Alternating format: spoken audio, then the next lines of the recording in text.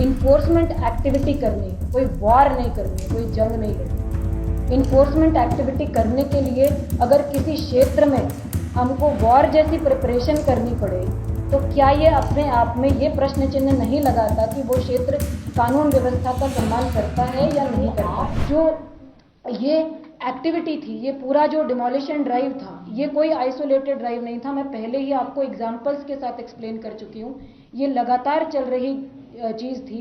एक एरिया में ही ये घटना हुई, अदर एरियाज में डिमोलिशन ड्राइव्स टेकअप हुए, बड़े बड़े ड्राइव्स टेकअप हुए, 10-10, 20-20 दुकानों के, मकानों के ड्राइव्स टेकअप हुए। वहाँ किसी प्रकार का कोई रिटेलिएशन पुलिस पर, प्रशासन पर नहीं किया गया। जिस प्रकार की घटना कल घटित हुई है उससे ये प्रतीत हो रहा है कि जितना ज़्यादा समय दिया जाता, ये हमारा मंतव्य है कि जितना ज़्यादा समय दिया जाता उतना ज़्यादा प्रिपरेशन बढ़ती और उतना ज़्यादा हल्द्वानी में और ज़्यादा जनहानि और संपत्ति की हानि के हालात उत्पन्न होने की संभावना बढ़ती। क्योंकि आज नहीं तो कल नगर निगम को, प्रशासन को अपनी परिसंपत्तियों को अतिक्रमण से मुक्त कराना ही था और विधिक प्रक्रिया कंप्लीट हमने करी है। कंप्लीट करने के बाद ही डिमोलिशन ड्राइव शुरू करे हैं। किसी भी जगह पर अचानक से हमने कोई एक्टिविटी शुरू नहीं करी। तो ये हम लोगों का असेसमेंट रहा कि अगर हम बहुत ज़्यादा समय देते तो उतना ही ज़्यादा प्रिपरेशन का टाइम मिलता। मैंने एविडेंस के साथ आपको बताया कि 30 तारीख से 8 तारीख के बीच में कितना प्रिपरेशन किया गया है। तो अगर हम और समय देते तो ये ज़्यादा हो सकता था।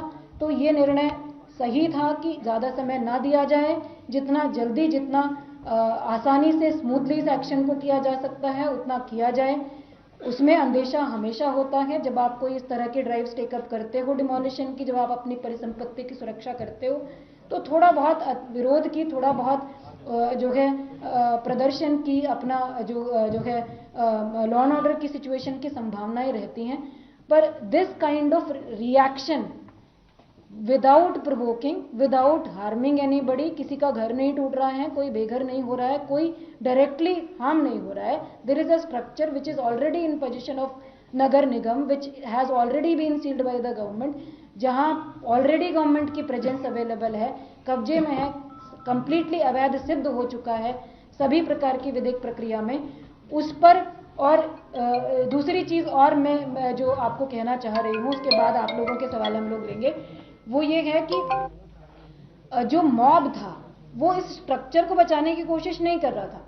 वो हमने जितना वीडियोस में देखा, हमने जितना महसूस करा, वो अथॉरिटीज को अटैक करने की कोशिश कर रहा था। It was not against any community, it was against the state machinery, it was against the state authorities, it was against symbols of state government machinery. थाना, ये थाने को जो अटैक करने वाली चीज थी, ये स्टेट के जो सिंबल्स होते हैं, सिस्टम के जो सिंबल्स होते हैं, वो अटैक करने की एक तरह से कोशिश थी।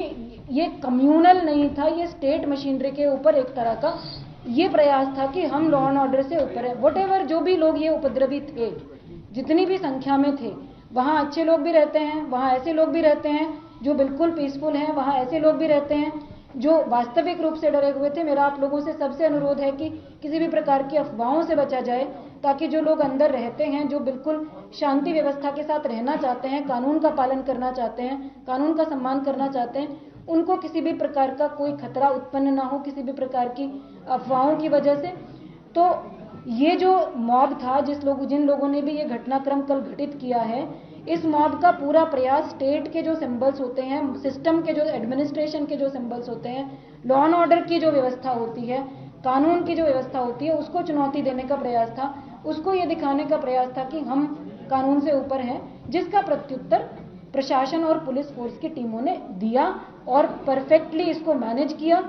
हल्द्वानी की शांति व्यवस्था को ना बिगड़ने देना हमारी प्राथमिकता है। हमारा आज भी यही प्रयास है, कल भी यही प्रयास था और आगे भी यही प्रयास रहने वाला है। अब आप वन बाय वन आपने खुद जब ये बताया कि इनके पास पत्थर जमा थे, उन्होंने पेट्रोल पंप लगे, तो क्या ये प्रशासन वन बाय वन। नहीं था? One by one, one by अभी वन। बताया कि 7 फरवरी को असेंबली में यूसीसी का बिल पारित हुआ, उसके लिए तमाम बैठकें की गई थी, पहले से लॉ एंड ऑर्डर को लेकर पूरी व्यवस्थाएं की गई थी। ऐसा क्या हो गया था कि 8 तारीख को आप बुलडोजर लेके पहुंच गए, जबकि सेंसिटिव इशू था, यूसीसी के बाद इस तरीके का रिएक्शन आ सकता था? आप इसको कैसे जस्टिफाई? आपका ये सवाल आप एक बार जरा अपने आप से पूछिए। भारत देश का उत्तराखंड राज्य का हल्द्वानी शहर का एक एरिया है जहां एडमिनिस्ट्रेशन को इन्फोर्समेंट एक्टिविटी करनी है। इन्फोर्समेंट एक्टिविटी करनी है, कोई वॉर नहीं करनी है, कोई जंग नहीं लड़नी है।